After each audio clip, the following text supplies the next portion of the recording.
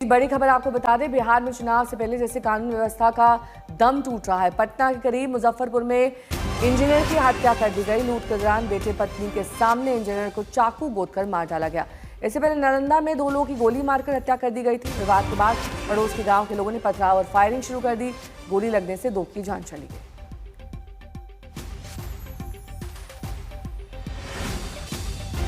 बिहार में 2 वारदात। मुजफ्फरपुर में इंजीनियर की चाकू गोदकर हत्या, से पहले भी 2 लोगों की गोली मारकर हत्या की गई थी। लूट के दौरान बताया जा रहा है इस वारदात को अंजाम दिया गया।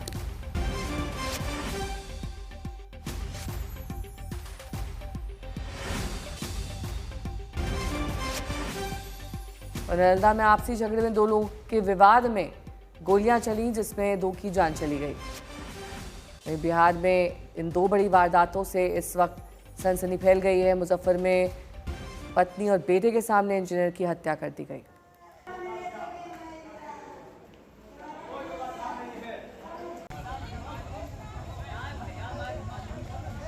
लगातार प्रशासन और पुलिस पर भी सवाल उठते रहते हैं। बिहार में गुंडा राज है, ये अक्सर कहा जाता है, लेकिन इसकी वानगी इस वक्त इन 2 शहरों की तस्वीर से दिखाई दे रही है कि कैसे वहां पर सरेआम फायरिंग हो रही है।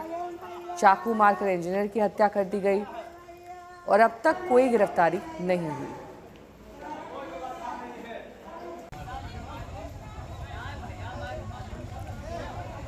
तो 2 तस्वीरें हम आपको दिखा रहे हैं। मुजफ्फरपुर में किस तरह इंजीनियर की हत्या होती है, नालंदा में विवाद और डबल मर्डर हो जाता है, और इसको लेकर अब बिहार सरकार लगातार निशाने पर है, क्योंकि आरजेडी की तरफ से बार बार पूछा जा रहा है कि आप तो सुशासन की बात कर रहे थे, जंगल राज खत्म करने की बात कर रहे थे, तो आखिर में ऐसा कैसे हो जाता है। पुलिस वालों पर जिस तरह से घटना हुई, पुलिस वालों की हत्या की गई या उन्हें पीटा गया, उस पर भी अब सवाल उठ रहा है। लेकिन अपराध एक ऐसा विषय है जो अब बिहार चुनाव में अब बड़ा मुद्दा बनेगा। ये 2 तस्वीरें हम आपको दिखा रहे हैं। सरकार इसमें घिरती हुई भी नजर आ रही, चाहे वो नालंदा का मामला हो या मुजफ्फरपुर का मामला हो।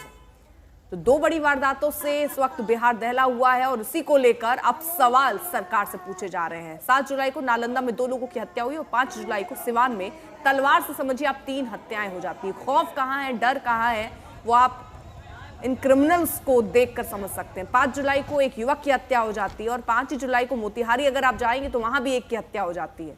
4 जुलाई को पटना में गोपाल खेम का हत्याकांड सामने आता है। 4 जुलाई को सिवान में 3 लोगों की हत्या हो जाती है। मतलब ये दिन बढ़ते जा रहे हैं, ऐसी कई घटनाएं दिन प्रतिदिन वहां पर सामने आ रही हैं और इसीलिए अब सवाल कानून व्यवस्था पर उठते हुए नजर आ रहे हैं, क्योंकि आप जंगल राज को खत्म करने के लिए सुशासन लेकर आए थे, लेकिन अगर सुशासन भी ऐसी है तो सवाल उठ रहा है कि क्या इसी सुशासन में लोगों को रहने के लिए बाध्य होना पड़ेगा।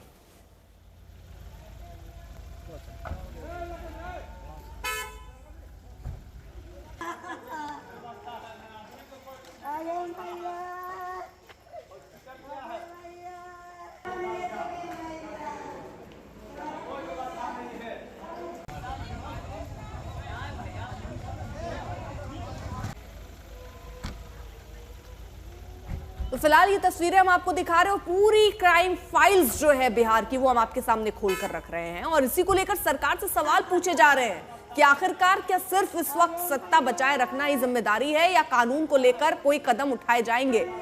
बार बार सवाल उठ रहे हैं कि इतनी घटनाएं बार बार हो रही हैं, बेखौफ हो रहे हैं ये बदमाश, तो क्यों हो रहे हैं, और प्रशासन का डर, कानून का डर इन्हें क्यों नहीं है। ये तनाव अब बढ़ता हुआ नजर आ रहा है। शशि भूषण मेरे सहयोगी जुड़ गए हैं तमाम जानकारी के साथ। शशि, 2 वारदातों में अब तक कोई गिरफ्तारी, कोई एक्शन?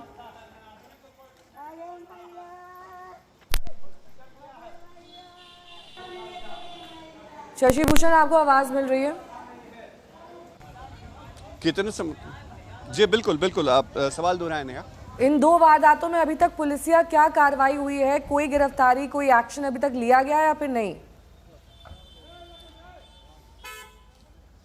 देखिए, गिरफ्तारी की बात तो अब तक सामने नहीं आई है, लेकिन पुलिस लगातार ये दावा कर रही है कि अपराधियों को वो बख्शेंगे नहीं, अपराधी पकड़े जाएंगे। लेकिन बड़ी चुनौती है नेहा। देखिए, बिहार में विधानसभा चुनाव होने हैं, नीतीश कुमार के नेतृत्व में एनडीए चुनाव के अंदर जाएगा, ये ऐलान हो चुका है। लेकिन नीतीश कुमार की जो सबसे बड़ी यूएसपी रही है, गुड गवर्नेंस, सुशासन, जिसमें लॉ एंड ऑर्डर को सबसे पहली प्राथमिकता माना जाता था, वो लॉ एंड ऑर्डर बिहार में बिल्कुल दरक गया है। हमने देखा पटना में जिस तरह से एक बड़े कारोबारी गोपाल खेमका की हत्या हुई, कल दानापुर में जिस तरह से एक स्कूल संचालक की हत्या हुई है, और अब देखिए मुजफ्फरपुर से भी एक खबर आ गई है जहां इंजीनियर को लूट की घटना के दौरान चाकू मारा गया, वहां से एक खबर आ रही है। नालंदा में डबल मर्डर, जो नीतीश कुमार का गृह जिला है, वहां पर डबल मर्डर की घटना हुई। एक मामूली सी विवाद में दो पक्षों के बीच भिड़ंत हुई, हिंसक झड़प, और उसमें गोलियां चली और एक युवक और एक युवती की मौत हो गई। तो ये तमाम घटनाएं एक के बाद एक बताती हैं कि बिहार पुलिस भले ही लाख दावे करे, लेकिन जो अपराधी हैं या जो घटनाएं हैं इस तरह की, उस पर कोई रोक नहीं लग रही है, लगाम नहीं लग रही है। ठीक है, ये दलील दी जा सकती है सत्ता पक्ष या सरकार की तरफ से कि घटनाएं हर जगह होती हैं, हम एक्शन लेते हैं, कार्रवाई करते हैं। लेकिन नीतीश कुमार, जिनकी एक पहचान रही है, हमने देखा 2005 से 10 के दौर में जब वो बिहार में लॉ एंड ऑर्डर को मजबूत करते हुए नजर आए थे, लेकिन वो लॉ एंड ऑर्डर इस वक्त बिहार में नहीं दिख रहा है। और मुझे लगता है सबसे बड़ी जो परेशानी है इस वक्त भारतीय जनता पार्टी के लिए ये है कि वो नीतीश कुमार को इस अवस्था में कब तक आगे लेके चले। नीतीश के साथ चलना मजबूरी हो सकती है, राजनीतिक मजबूरी, लेकिन नीतीश कुमार की जो सबसे बड़ी कह सकते हैं कि पहचान, वो पहचान इस वक्त बहुत नीचे जाती दिख रही है। ठीक है शशि, आप नजर बनाए रखिए, आगे भी आपसे अपडेट लेंगे। देखिए विधानसभा के चुनाव है और ऐसे में ये एक बड़ा मुद्दा बन सकता है।